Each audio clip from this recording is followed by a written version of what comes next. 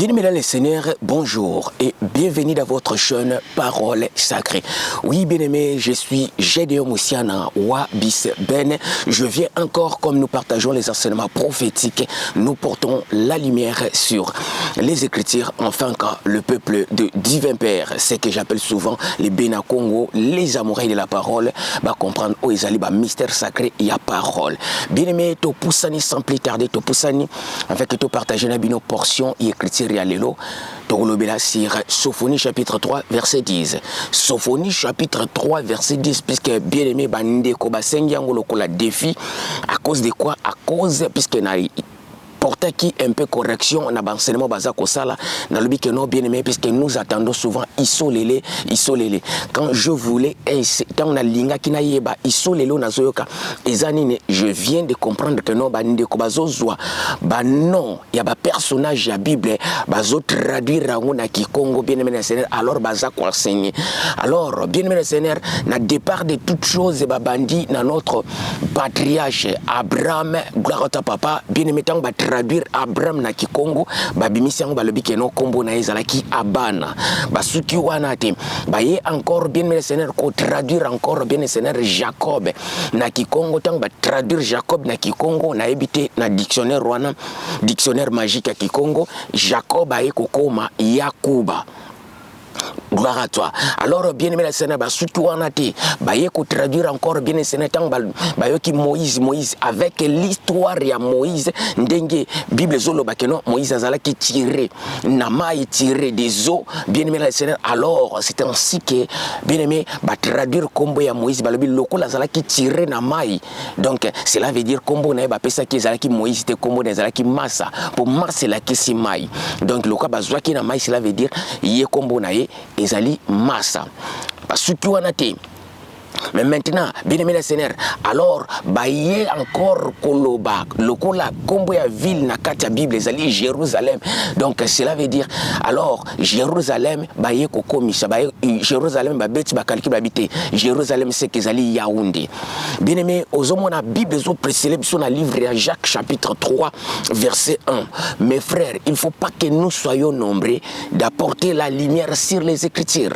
Pourquoi? Puisque les enseignants de la parole vous allez sévèrement juger. Jacques chapitre 3 verset 1. Il faut tout ça très attention. Alors c'est ainsi que à cause de la correction on a dit que non Abraham kombo na Abreya kombo na vrai non na bataki kombo ya Abraham place wana bien Seigneur à cause ya coïncidence bien Seigneur ya histoire Abreya bana ko somba bien Seigneur ba esclave azo pesa bango liberté que non bazui liberté baza ba franchi. Alors na histoire baye kota la paix à mutu moko boye le 16e président des États-Unis apesi bien aimé le Seigneur à franchir ba noir na esclavagisme apesi bango liberté moto ya abolir esclavagisme na États-Unis d'Amérique ezali le 16e président na kombo ya Abraham. Alors batali concordance ya kombo na Abraham.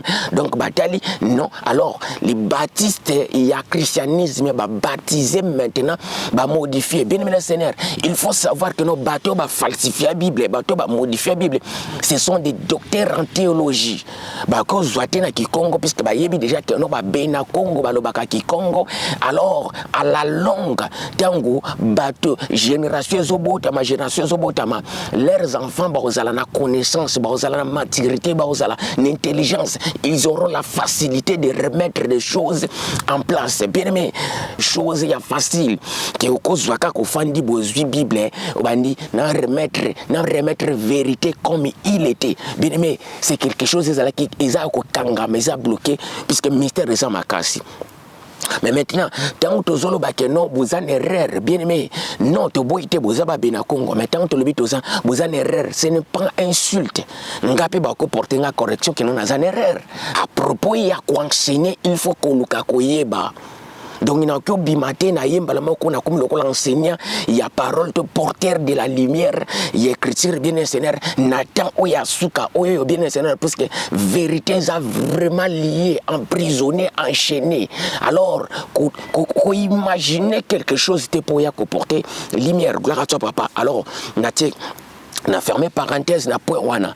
Alors bien enseigné c'est ainsi que bayaki ko singa balobi. Alors si tu es capable enseignez-nous Sophonie chapitre 3 verset 10 pour te comprendre réellement parce que bandeko baza ko enseigner bango Sophonie chapitre 3 verset 10 que non c'est un événement oye ko s'est passé na RD Congo. Pourquoi? Puisque tant au-delà des fleuves de l'Éthiopie, mes adorateurs, mes dispersés m'apporteront des offrandes. C'est ainsi que nos bien Seigneur, au-delà des fleuves de l'Éthiopie, on va raisonner que non, il y a un mystère qui s'est passé dans RD Congo. Bien-aimé, basengi que non, fungoli la biso Sophonie chapitre 3 verset 10. Pour te yeba, si tu es vraiment capable, il y a qu'à porter lumière, il y a qu'à porter vérité. Mais maintenant, bien Seigneur, alors Nangolo en Zambie, Netolobaka Nangolo, ya tata en Zambie, to fungula, Sophonie chapitre 3 verset 10. Peut-être, naïbité, bon, yoke la Sophonie chapitre 3 verset 10, d'une manière onano yoka yango test, ainsi que yo fungula kaka, matoi oyoka. Bien aimé, ndenge tolobaka souvent, to sali ndenge, to salaka souvent, to sala tolobaka, to sala lokola bandimi abere, ozwi kaye na bikote pembeni, en fait, qui on noté, bah, point où est très important, bien Seigneur, pour vérifier nassima, makamo non stu na koloba. Gloire au Seigneur. Avant de commencer, bien le Seigneur, enseignement na biso topé, éclairage autonome porté, na portion écriture à Sophonie chapitre 3 verset 10, il faut savoir. Je tiens à préciser ici, boye que non, bien aimé, tant que tu as histoire de la Bible, il faut faire très attention. Au moins, il y a que non, bien aimé, tant que tu as Abana, c'est faux. Yakuba, c'est faux. Isolele, c'est faux. Massa, c'est faux. Kombo, wana nyostobino botangi, à part, mutakoye, peut-être histoire ya Congo, ezali, bien aimé, les talia, obino bengaka, na Kombo, ya Massa, Moïse. On va noter na la Bible. Mais maintenant, Abraham, ayebi ata Congo te.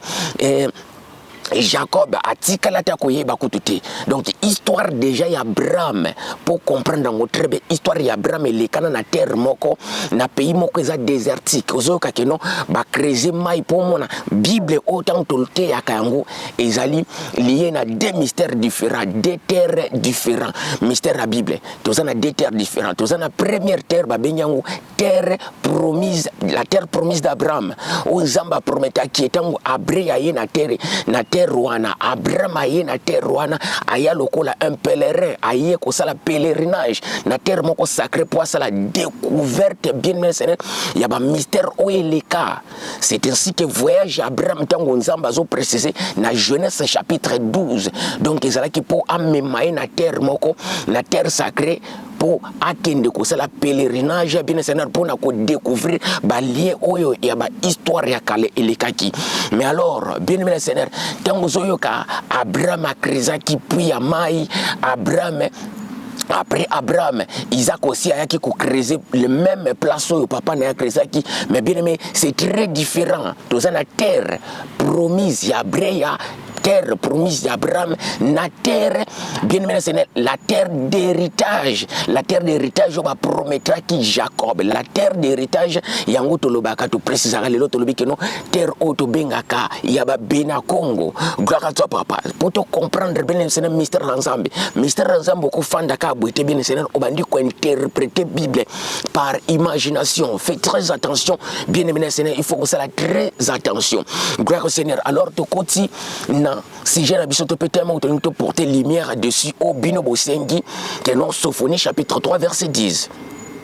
Sophonie chapitre 3 verset 10 de Jézolobi là que non d'au-delà des fleuves de l'Éthiopie mes adorateurs mes dispersés m'apporteront des offrandes. Alors bien aimé il faut qu'on y ait tant que simba portion ou écriture il y a Sophonie chapitre 3 verset 10 ils ont divisé dans trois parties dans trois mystères différents. Juste portion en écriture ils ont divisé dans trois mystères différents. Premier mystère tant que simba ils ont au-delà des fleuve de l'Éthiopie. On est la première partie, première colonne. Nangito kende, nakinima lembe, pour vous comprendre, pour le bâtir qui nous andolo bambangu bangu. Non. Donc, il a précisé Sophonie chapitre 3, verset 10, ils en a trois colonnes prophétiques qui a un mystère. Au-delà des fleuves de l'Éthiopie, ils ont la première colonne. Ils ont un mystère nango. mes adorateurs eza na mystère rango, mais dispersés ezape na mystère nango. Tango déjà to simbaka bien mais c'est tango to simba Sophonie chapitre 3 verset 10, il faut koyeba que non lien nango base ba racine ya Sophonie chapitre 3 verset 10 eza lié na histoire ya Luango. Na histoire ya Luango, Sophonie chapitre 3 verset 10, eza mystère ya Luango. Nzamba zo préciser ce qui s'était passé na Luango. Parce que bato belé bazo comprendre te Luango mona kaka Luango wana. Eza na mystère puissant o esimbi Sophonie chapitre 3 verset 10. Alors yoka tant bazo lobela Sophonie chapitre 3 verset 10 eza RD Congo te. Ndenge moni na préciser pour te comprendre. Mais maintenant au-delà des fleuves de l'Éthiopie, on a dit que c'est le premier mystère. Mes adorateurs, c'est la deuxième partie. Mais dispersés m'apporteront des offrandes, c'est la troisième partie. Mais maintenant, ce que nous allons faire, il faut te fongola les trois parties. Il y a Sophonie chapitre 3 verset 10 pour te comprendre très bien. Qu'est-ce qui se passe dans la portion et écriture pour le collabosengi pour comprendre. Premièrement, d'abord, au-delà des fleuves. Alors, tant que la Bible est précédée, que nous avons livré à Sophonie chapitre 3 verset 10, et bien au-delà des fleuves de l'Éthiopie.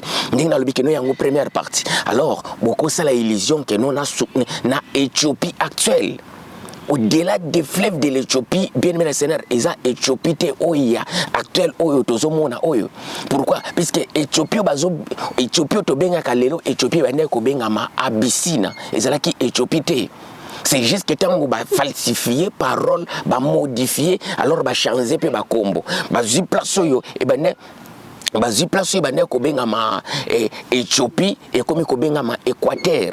Lino bane ko benga ma Éthiopie terre wana mobimba. Bien mes seigneurs, e bane ko benga ma Éthiopie alors et comme na kombo Équateur. Alors place e bane ko benga ma Abyssina ba baptiser ngo na kombo ya Éthiopie. Na lingi to comprendre très bien. Mystère oyo tozolo bela ya portion écriture ya Sophonie chapitre 3 verset 10. Au-delà des fleuves de l'Éthiopie, mes adorateurs mais dispersés m'apporteront des offrandes. Mais maintenant, bien aimé Seigneur, quand Tozoyo a déjà fleuve de l'Éthiopie, il faut qu'on y ait bien aimé Seigneur que non, l'Éthiopie, fleuve tikala jamais cause à la paix, fleuve zalakate. Au-delà des fleuves de l'Éthiopie, qu'on a le colo fleuve zate.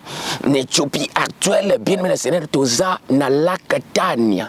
Lac Tania ezali Nil bleu. Nil bleu yangwete ko boaka na fleuve Nil et Égypte. Gloire au Seigneur. Les deux Nil bleu et outi na ancienne Abyssina otozo benga lelo Éthiopie et Mati. Alors Nil blanc et bimi et panabisokuna bien aimé na fleuve na lac Albert premier Nil blanc yangwana lac Albert premier. Alors les deux là et que sangana et sali fleuve Nil oyoyo et traversé Égypte. Gloire au Seigneur. Mais maintenant tant déjà bazolo ba Sophonie chapitre 3 verset 10.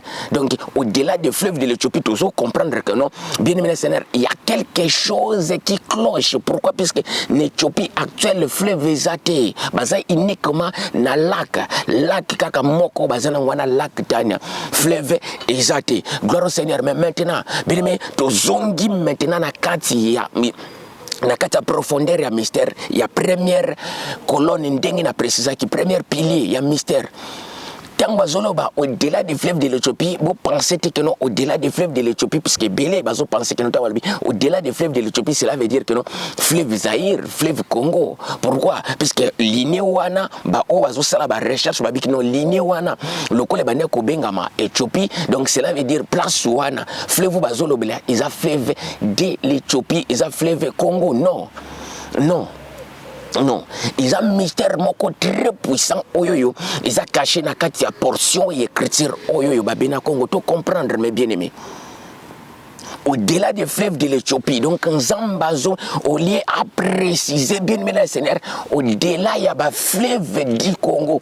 Mais à l'obélé, on a une manière, puisqu'il faut que nos paroles prophétiques variaka. Paroles prophétiques variaka, bien, Seigneur, Oyoka, n'a pas phrase, Moussous, Bazol, Bababi, que non, na phrase, Moussou, on a babengi prophète, place, Moussous, on a babengi voyant, place, Moussous, babengi, que non, le fils de l'homme. Tous les appellations, on a, ils ont désigné uniquement dans Moutoumoko, mais ils ont varié.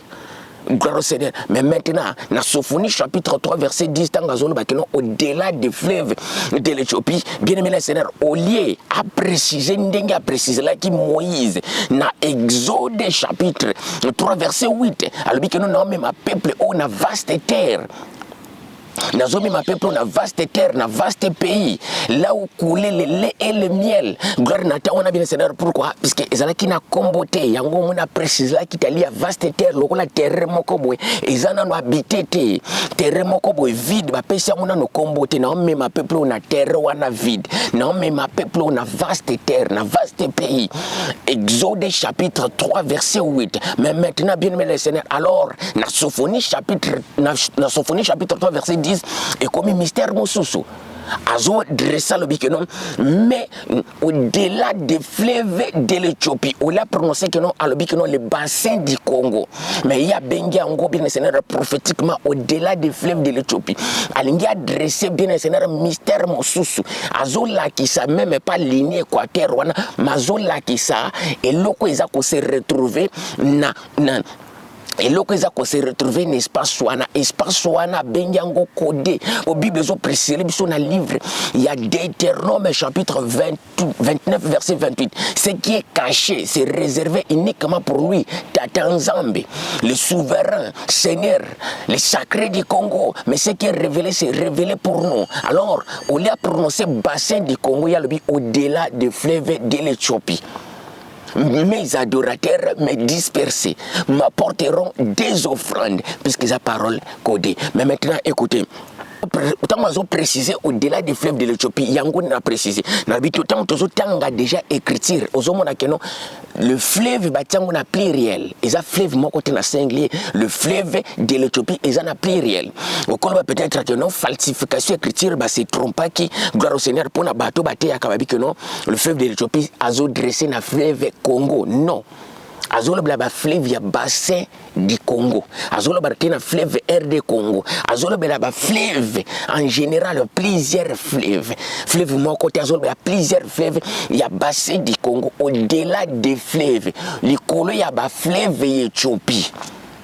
Mes adorateurs me dispersés m'apporteront des offrandes. Pourquoi? Puisque carte ma fleuve azolo s'adresser bien Seigneur Isaac Kitanase.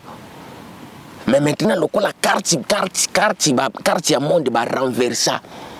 Afrique du Sud, Yangon des Nord, au-delà du fleuve de l'Éthiopie, ils ont côté l'espace au monde bassin du Congo, le bassin du Congo, il y a l'ingati à l'obéla. Pour comprendre que nous avons la fleuve mon côté mais avons plusieurs fleuves bien aimé yango zo me mabisoto kineko simba Isaïe chapitre 33 verset 21 pour te confirmer au-delà des fleuves de l'Éthiopie. Est-ce qu'azolo la fleuve moko fleuve to yebi na Congo il y a ancien fleuve Zaïre, ancien fleuve Nzadi, topé actuellement fleuve Congo oyo rive droite nango isa RD Congo Kinshasa ou rive gauche nango toza na Congo Brazzaville ndeba bandeko apoto baloba Congo Brazzaville Congo Brazzaville rive droite na Congo Kinshasa rive gauche Congo Brazzaville grâce papa non bien aimé ngona lobi que non eloko bino bosengi portion écriture bino bosengi que non na fungola eza mystère moko très puissant très profond. Manero na kubimisila ngwawa peut-être yokela ngote soko so yoka yango gloire au Seigneur mais na ndimito so yoka ngona manero yo na porter critique na zo porter lumière likolo nango lelo Gloire au Seigneur. Alors, il y a un moment à préciser bien le Seigneur. Alors, pour te comprendre très bien, il faut que tu ne maintenant Ésaïe chapitre 33, verset 21 pour te comprendre. Est-ce que Tango, Sophonie chapitre 3, verset 10, au-delà des fleuves de l'Éthiopie, la fleuve, il y a Zaïre, fleuve Nzadi, fleuve Congo, tu as plusieurs fleuves. Tu as la Bible, bien le Seigneur, Ésaïe chapitre 33, verset 21. Il y a Isaïe chapitre 33, verset 21. Pour te fungola, te comprendre. Est-ce que Sophonie chapitre 3, verset 10, ils ont la fleuve Moko, ils ont la plusieurs fleuves. Écoutez, Isaïe chapitre 33, verset 21. Je lis la parole par nos puissants. Gloire de notre souverain Seigneur Papa. La Bible dit ceci. C'est là vraiment que l'Éternel est magnifique pour nous. Il nous tient les liens de fleuves, de vastes rivières où n'entreront point des navires en rame. Gloire à toi, Papa. Isaïe a précisé que c'est là que le divin, le sacré du Congo est magnifique pour nous. Pourquoi? Puisqu'il nous tient, il nous donne les liens. Des fleuves n'a plus réel encore. Ndengue Sophonie chapitre 3 verset 10 a précisé au-delà des fleuves de l'Éthiopie. Alors Esaïe a confirmé que non, ce n'est pas une fleuve na singulier mais de fleuves n'a plus réel. Donc plusieurs fleuves pour te comprendre le mystère ensemble loko bino bosenginga. Ndeko, est-ce que vous êtes capable de faire la biso Sophonie chapitre 3 verset 10? Naza capable de te mener meka pour vous comprendre. Pour ça, nous sommes capables. Peut-être que nous sommes orgueilleux. Nous sommes meka. Mais nous sommes capables. Nous sommes chapitre 3, verset 10. La manière dont nous sommes au-delà des fleuves de l'Éthiopie. Mes adorateurs, mes dispersés, m'apporteront des offrandes. Alors, nous sommes au-delà des fleuves, première colonie prophétique à Moto Fungoli, bien aimé, Sophonie à Zolobela, fleuve. Quand on a dressé que nos fleuves n'a plus réel, on a bien c'est prophétiquement ça qu'on indiqué piste oyoto benga kango le bassin du Congo. Donc na liewana nzambazo la qui sa place naie au-delà des fleuves de l'Éthiopie et sa parole codée parole prophétique.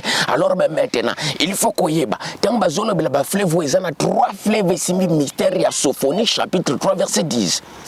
Première fleuve tozana fleuve où ils allaient se retrouver na Cameroun babengango fleuve Senanga na habité son a prononcé bien le fleuve Senanga où ils se retrouver na Cameroun les première fleuve il y a mystère à Sophonie chapitre 3 fleuve Senanga. Deuxième fleuve ils allaient fleuve Ogwe ils allaient se retrouver na Gabon ndenge na Tijuana fleuve Ogwe ils ont se retrouvé na Gabon. Il y a un deuxième fleuve Ogwe, il y a deuxième fleuve, il y a mystère, il y a Sophonie chapitre 3 verset 10.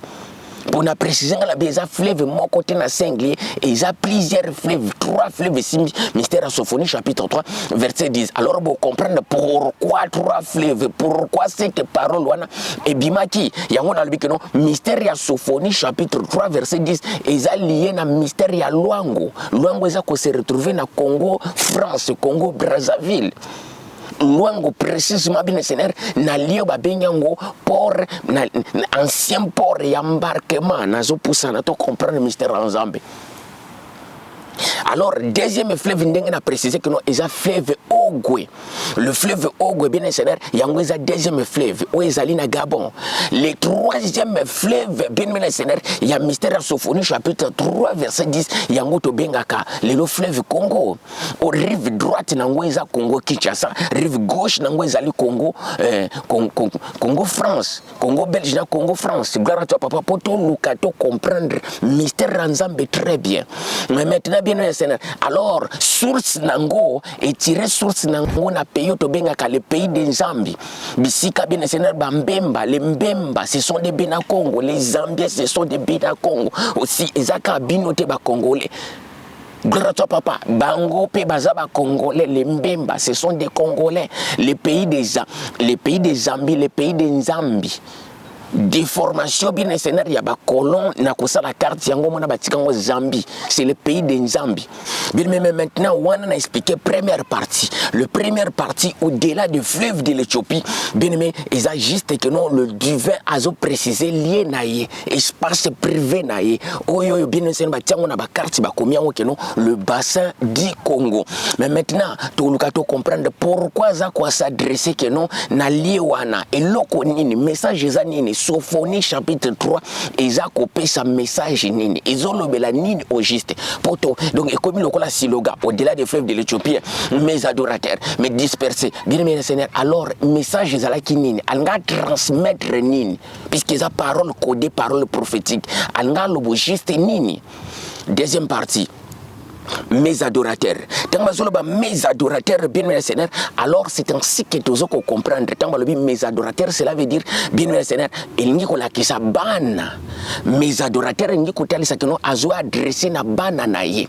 Mes adorateurs, ce sont les enfants. Pour comprendre, en gros, bien mes Seigneur, tant que Simba, mes adorateurs directement au Simba, Romains chapitre 8, verset 15. Gloire à toi, papa. Dans Romains chapitre 8, verset 15, nous devons comprendre que non, dans mes adorateurs, ils sont liés dans le mystère d'adoption. Gloire au Seigneur, dans le mystère d'adoption. Romains chapitre 8, verset 15. Si je ne me trompe pas, dans la Bible, Totanga. Dans la Bible, Totanga. Écoutez, je lis la parole par nos puissants, glorieux de notre souverain papa.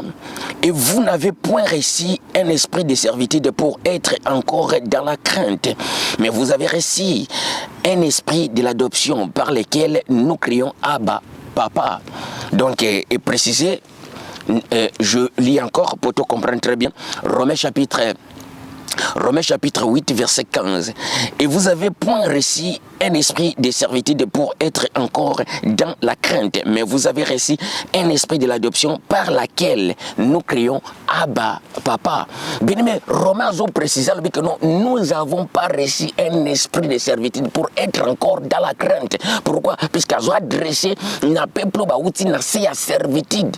Na si ya juga bien Seigneur ya servitude mais maintenant le bikino awa wato yambite molimo encore ya servitude poto zala na crainte ndenge to zala kina ndenga bakoko na biso bazala kina ngokuna na Nubia na si ya servitude na si ya juga bien Seigneur ya égyptien mais nous avons reçu un esprit de l'adoption ya tata Nzambe par lequel que nous crions tata Nzambe par lequel que nous appelons les divins tata Nzambe par rapport à quoi? Par rapport ils sont liés dans le mystère Deutéronome chapitre 28 verset 10.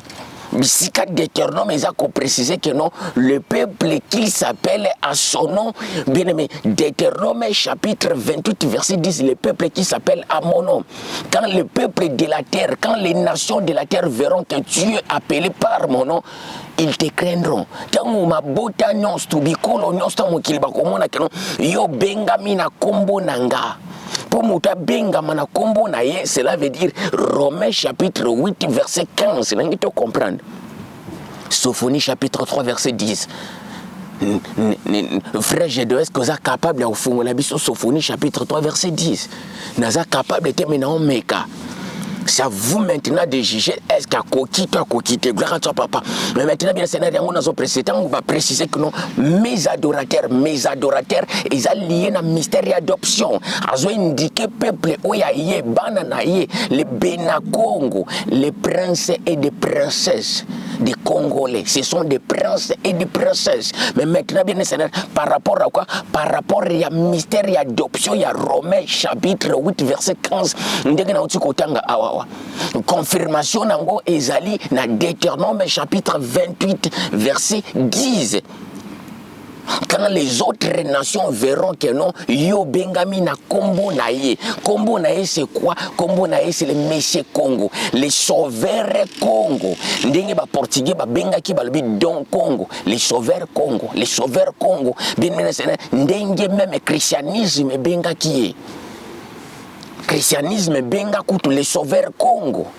tango Diego Kawayaki na ba prêtre ya Jésuite ezati lelo mbanza Congo batika yango batika kombo eza gravé les sangs Salvador del Congo les sauveurs Congo kombo na eza Congo bangala babengi a Congo mongali ndeko na biso Thomas Lokofa yembango a Congo mongalio yakae papo donc kombo na eza Congo sokokena Brazzaville bapriaka nzambi ya Congo Grâce papa Nzambi ya Congo puisque les mystères exacts que nous va prier Nzambi à Congolais non Nzambi ya Congo puisque terre rwanda nyos tout c'est Congo le bassin du Congo aux hommes qui ont mystère ya Sophonie tango za kwa tango yazo préciser na Sophonie chapitre 3 verset 10 au-delà des fleuves de l'Éthiopie mes adorateurs cela veut dire bananae Romains chapitre 8 verset 15 mystère ya adoption alors confirmation à notre combat tango le peuple de la terre quand les autres nations verront que non yo bengami na kombo ya bena Congo cela veut dire bana ya Congo bana ya Messie Congo na linga to comprendre bien Seigneur bana ya Messie Congo par rapport à quoi ils ont lié na mystère bien Seigneur il y a prédestination. Ils ont que notre salaire qui est fort quelconque pour te bouter ma congolais non Bible zo préciser les besoins livre encore il y a Ephésiens Bible zo préciser la livre il y a Ephésiens chapitre 1 verset 4 à 5 bien aimé c'est juste portion écriture au bino bosengi Sophonie chapitre 3 verset 10 il faut tambola ndino tambola pour fondre trois branches ya mystère ou simbi Sophonie chapitre 3 verset 10 source nango de base za luango nazoya awa nazana deuxième partie mystère d'adoption ils a lié ils a que notre il faut tout ça l'effort il faut tout ça la foi pour tout ça la babena Congo non il nous a choisi ndenge Bible zo préciser que les divins lui-même il nous a choisi avant même la fondation de ce monde Ephésiens chapitre 1 verset 4 à 5 autour de Bible ndenge ni na pona biso avant même fondation il y a monde oyoyo Jérémie chapitre 1 verset 5 azo préciser Jérémie naponayo avant même kuto za na libuma mama na yo avant même kuto mondo esalama déjà na mettre que à part aux alokola mise à part au benga ma serviteur nanga pourquoi puisque ça mystère l'homme a existé avant même l'existence il y a monde oyotozali avant même existence il y a planète l'homme exista déjà puisque l'homme a eu une éternité nalingi to comprendre babena Congo ce qui n'apporte qui correction dans le but que non komboneza banate c'est Abrea histoire de se passer en Éthiopie na fungoli parenthèse awa Yakuba komboneza Yakuba te Jacob était son nom c'était Yuda nazo na tout ça qu'on avancer au Massa son nom c'est Massa non beaucoup de la Bible que maman boandi ko traduire l'appellation ya Bible na ki Congo puisque Bible est liée na deux phases na deux mystères donc histoire c'est pas ça avant histoire à Congo d'abord c'est l'histoire de l'Éthiopie histoire d'Éthiopie puisque après ya outi na nanganda na u bien aimé c'est là que Nzamba lié na maison na maison Éthiopie quand mazo bien Mésopotamie bien Seigneur Babylone la grande non c'est Égypte la grande Mésopotamie non il y a outi na Tembezi na ville na ville na bango eza Ir le roi de Ir sortez, quittez ton patrie, quittez ton pays pour aller dans une terre quelconque misiko dans la kisayo. Alors, ce que bino pe bozama kasi bo expliquer biso alors mission les ala kinene. Genèse chapitre 12 elingi la kisanine. Batina ki Abraham babiya kana place au Congo ezali. Bien mais non. Tozana deux terres différentes ndenge mona précisa ki avant départ, il y a enseignement. Tous la terre promise d'Abraham, terre promise d'Abrea. Et puis tous la terre héritage. Congo, c'est les terres d'héritage. Congo, c'est la terre promise, mais terre héritage. Selon promesse au basala qui Jacob, Yuda. Pourquoi? Puisqu'il y a la première née en Zambie. Yango mona receva qui combo ya Israël cela veut dire que nos princes ndengo mona précisant l'enseignement ezali wane belé bo yo kango grâce à papa to continuer Bien-aimé, Jérémie chapitre 1, verset 5, c'est là que le Divazo précisait que non, Naponakio avant même fondation ya monde, pour te comprendre mes adorateurs, ngi kola kisaba Bena Congo. Bena Congo ezati ba Congolais ya Kinshasa na Congolais Brazzaville. Non, les Bena Congo, les Camerounais aussi, ce sont des Bena Congo. Quand tu attends les Bassa eza na Lingala, ce sont les Sa. Les Bassane ba Congo, Baluba, les Bana Liboso, eza Lingala, ba Congo, Batetela. Non, les Sa, babengi bango les Sa. Ndenge na Sud Kivu babengi bango les Chi, babengi Bashi, c'est les Chi. S-H-I, les Chi. Alors na Lingala comme Bashi, neto ba Batetela, les Bassa, les Bamileke, eza Lingala. Les tribus c'est Mileke, les tribus c'est Sa. Au Bassa, au Bamileke, na Lingala, pour te comprendre que non, ce sont des Congolais. Les Bena Congo comme vous. Gloire à toi, papa. Pour te la mystère autant que le bac à Sophonie chapitre 3, verset 10. Sophonie chapitre 3, verset 10. Même l'air fleuve est lié déjà à la première rangée. Fleuve Senanga. Et ça, na katia mystère ya Sophonie chapitre 3 verset 10. Gloire à toi papa. Bien aimé, alors, wana te fungoli deuxième partie pour comprendre. Mes adorateurs. Au-delà du fleuve de l'Éthiopie, c'est la première partie. Mes adorateurs, c'est la deuxième partie, on a précisé.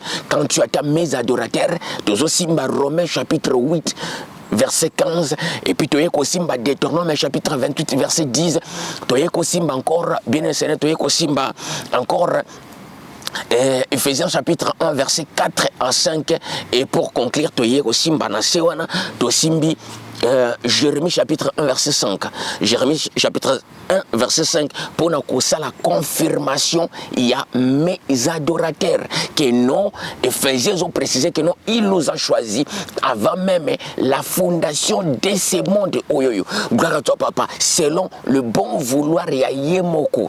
Gloire au Seigneur. Mais maintenant, tu as la troisième partie place sur le Simbi, mystère prophétique, il y a Sophonie chapitre 3. Pour comprendre maintenant, quel est l'essence, tu peux sens nini, il y a maloba wana que non, mais il y a maloba, il y a Sophonie chapitre 3 verset 10, mes adorateurs au-delà des fleuves de l'Éthiopie. Mes adorateurs me dispersés m'apporteront des offrandes. Tous aussi parce qu'au troisième partie, me dispersés m'apporteront des offrandes. Au Seigneur bien Seigneur tous quoi avancer troisième partie nabiso yangoyo. Alors la troisième partie tout le mystère. Me dispersés m'apporteront des offrandes. Bien aimé, parce que maman ya likambo, il y a Sophonie chapitre 3 verset 10 ezali. Me disperser m'apporteront des offrandes. Ba disperser nanga ba memelangai mais offrande. Comment que langage eza wana eza nini ntango azoloba me disperser directement tozomona bien aimé mystère ya joug tokende malembe pour comprendre les joug bien aimé la Seigneur quand on parle de joug bien aimé joug eza donc eza mystère et esclavagisme awa watanga azoloba me disperser directement tozomona lwango na Sophonie chapitre 3 tozomona directement lwango. Langage à Sophonie chapitre 3 bima qui pone et s'adresser mystère et banay ko s'est passé na luango.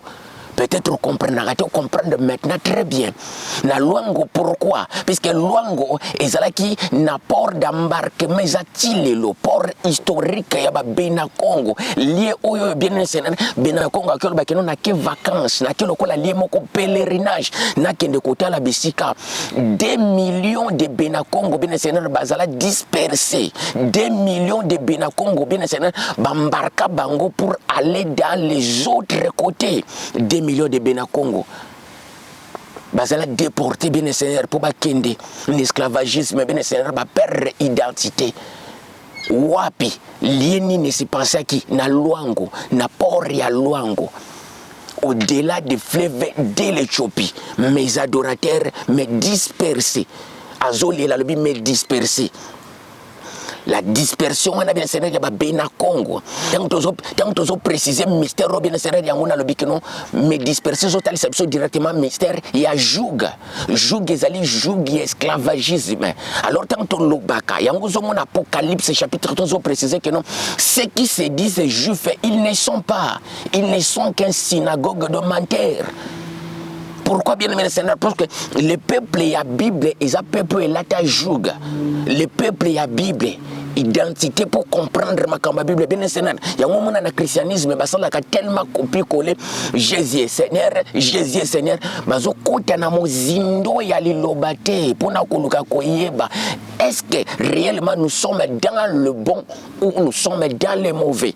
Est-ce que nous sommes dans le faux ou nous sommes dans le vrai? Gloire à toi, papa. Sophonie chapitre 3, verset 10, mais dispersés m'apporteront des offrandes. Ils ont tellement ça directement mystère à joug. Les jougs, tant que le black joug, ils ont esclavagisme. Peuple a porté à joug, bien aimé, peuple a kendan esclavagisme. Alors, ceux qui sont actuellement bien aimé dans Jordanie, dans le pays où Israël, ils ne sont pas le vrai peuple et la Bible. Pourquoi? Puisque la Bible parle que des jougs. Le joug de bois, na joug ezali na joug ya libaya ya bois. Joug ezali loko balatisa ka bangombe. Pour mona bangombe ba travailler ka bakangie libaya awa de ngombe pour ba labourer bilanga. Les jougs de servitude. Mais maintenant, babanda kolatisa babena Congo joug. Yango moni Bible zolobawa. Yango mona précisanga na bi fait très attention à l'écriture. Ndenge Bible zo précisé dans le livre à Jacques chapitre 3 verset 1. Mes frères, mes frères, mes frères, il ne faut pas que nous soyons nombreux d'apporter la lumière sur les Écritures. Pourquoi? Parce que les enseignants, les porteurs de lumière, bah, vous allez sévèrement juger. Boulin côté ya makambo bo maîtriser. Les jougs yangozo mona tamba zoblo olalo ba joug.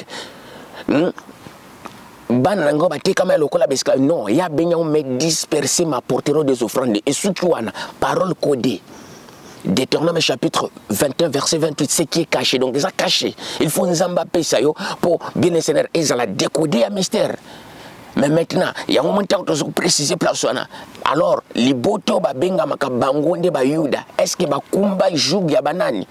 Pour biso to sana be preuve que nous démontrer que to kumba joug ya bentel, to lata joug ya bentel. Bien tant to zo préciser mystère ya Sophonie chapitre 3, et ça ko indiquer peuple kumba joug, peuple ekenda na servitude, peuple était comment?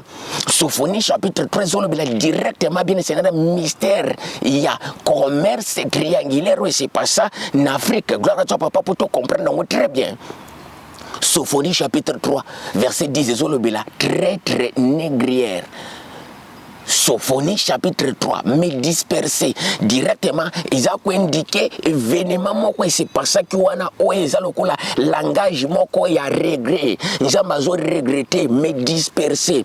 Alors m'apporteront des offrandes ba oba kei na servitude ba kokumbela ngai offrande.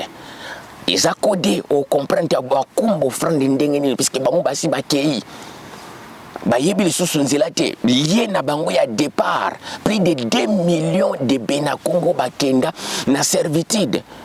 Mais pourquoi? Na terre wana nyonso yangozo mona Sophonie chapitre 3 verset 10 a précisé que non au-delà des fleuves de l'Éthiopie place au ravage bande ko salama ba misuba okanga bango na Cameroun ba misuba okanga bango na Gabon. Alors, balatisi bango ba chaîne, binessene, balatisi bango ba chaîne, ba bandi marche banda Gabo bazoya tiba oya ko se retrouver na Luango, na port d'embarquement ndenge bomoni na Tiwana, oiza ko se retrouver tilelo na Luango. Ba misusu ba okanga bango na RD Congo kuna binessene, ba yena bango ba memi bango nzela ya Mwanda, ba yeko mata, ba yeko koma wana na Luango. Jusqu'aujourd'hui, il y a 3 chemins na Luango wana. Bien aimé, lié le plus important il y a histoire, il y a Bible, lié le plus important, les peuples, il y a Congo, Brazzaville, Bakoko, Misango, lié touristique, au place ba Congolo, bazana ba possibilité, ba kikobanda ko ya vacances pour ba découvrir qu'est-ce qui s'était passé, mystère ya Sophonie chapitre 3, et ça lié na port na Bango, il y a Luango port d'embarquement. Yango tant tozolo la Bible, bien aimé Seigneur, ko ya ko interpréter Bible peut-être parce que oza ko imaginer, nazo imaginer il faut ezalaboye. Non. Makama nzambe ba interpréter kango te na imagination na yo. Mais makama nzambe il faut nzambe nda pesa yo. Soki nzamba pesio oye ko porter lumière mais soki nzamba pesio te sache le jugement ya nzambe pour na ba serviteur ote yaki puisque mona ki que non comprendre. Alors Bien aimé, sogenza bato kutunza nzambe pena bengi ozolukana no confirmation. Est-ce que vraiment yo mte benga prouvenga boy otanga histoire ya Gédéon te. Si réellement yo mte benga, alors fais ceci. Si réellement yo azo senga be preuve pour t'atonner, je suis sans nzambe za makasi. Gloire à toi, papa. Bien-aimé, tant que Sophonie, chapitre 3, verset 10. Bien-aimé, mais disperser les hôtels s'habillent directement mystère. Bien-aimé, les Seigneur, il y a les hôtels s'habillent directement mystère. Il y a commerce triangulaire. Commerce triangulaire, ils ont qui n'a période de moko à partir, bien Seigneur, n'a période de moko. Commerce, il y a occidentaux et comme Afrique comme elle lié à commerce na bango kozo koya kosomba esclave noir koya kosomba esclave noir pona komema bango na Amérique kokende koteka bango na Amérique ba uti Europe ba ye ba sombi gloire au Seigneur esclave noir bazui parmi ya bato baza kosomba ba sombi pena ba bena Congo plus de 2 millions de bena Congo ba kenda na mystère oya Sophonie chapitre 3 verset 10. Mais dispersés. Bakanga kio na Gabon, bakanga kio na Cameroun, marche. Nzela ba misusu kutu ba komi kutu na tana luango ta kufelika na nzela.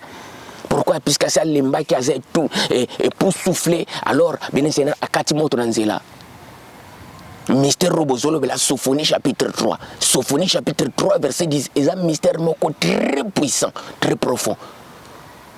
Pour te comprendre ma kambanzambe très bien.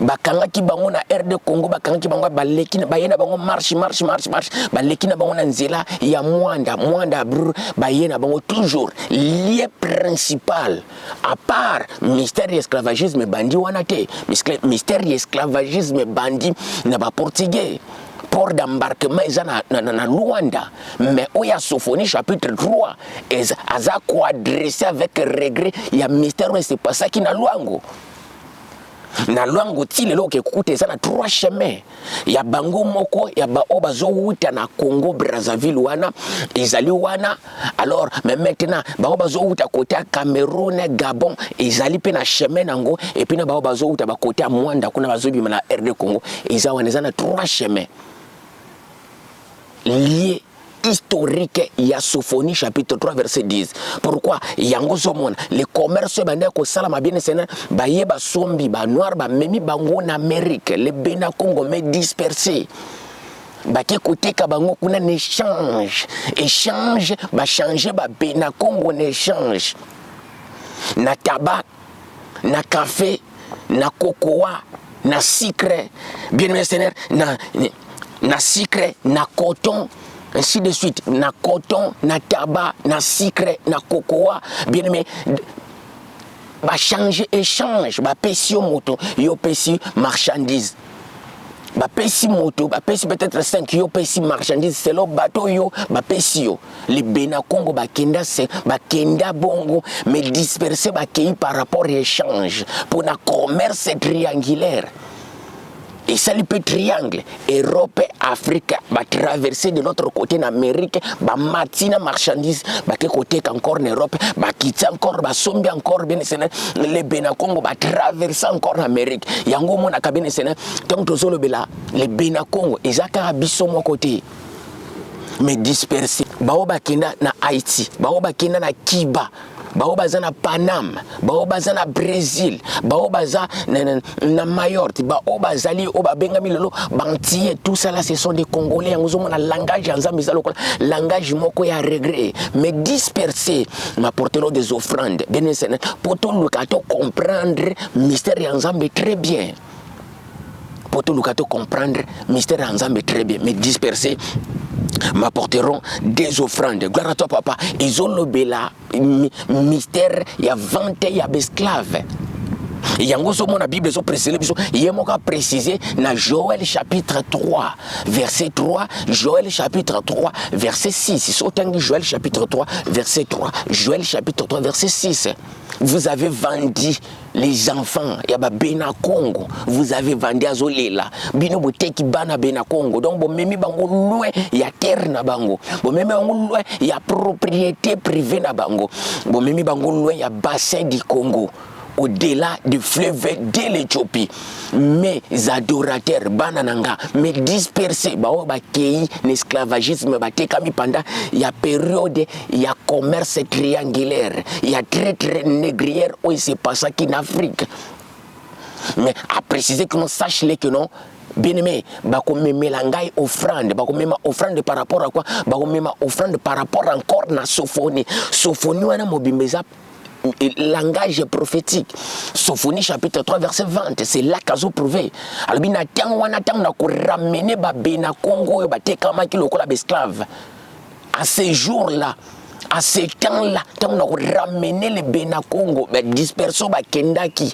Pendant temps il y a traite négrière, pendant temps il y a commerce triangulaire, on a ramené bango na terre bango, on a lokola sujet à joie pour na bango, on a lokola sujet il y a plaisir pour na bango. Tango yo le Bénin Congo ba aussi liné à retour yandako. Nzila ya Congo. Bien aimé, là c'était pour te porter lumière na Sophonie chapitre 3 verset 10. Ndenge bandeko. Basenga ki gloire à toi papa. Bien aimé, j'espère que nous allons comprendre très bien mystère ya Sophonie chapitre 3 verset 10.